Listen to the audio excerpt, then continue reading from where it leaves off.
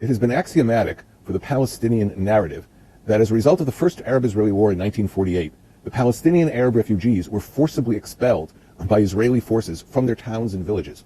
This has been the official line appearing in Palestinian school textbooks and molding the attitudes of generations of young people.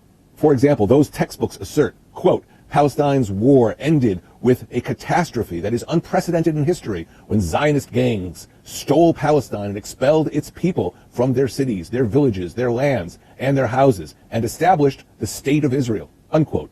That's from an Arabic language textbook in 2006, grade 12. Here's another quote, quote, let us think and discuss the impact of the Palestinians' forced emigration at the Zionists' hands in 1948.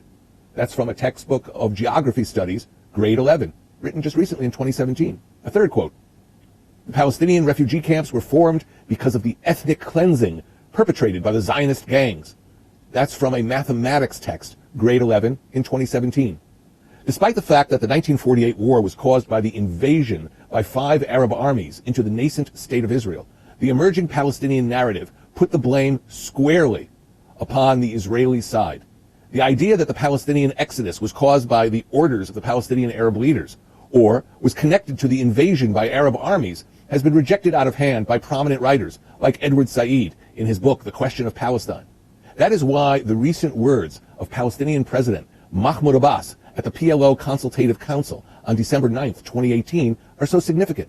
Looking back historically, Abbas declared, quote, everyone started to speak in our name, in our absence, therefore we could do nothing. And you recall, if you remember that in 1948 when the Nakba, or catastrophe, took place, we weren't a party to it. We were taken out, and we were told after a week, we will return you. Elsewhere, he was even more explicit on this point. Back in March 1976, in the Palestinian publication Palestine al-Thawra that came out in Beirut, he said that the Arab armies forced the Palestinians to emigrate and to leave their homeland. In other words, Abbas is saying that the Arab states caused the Palestinians to flee with the false promise that they would come back.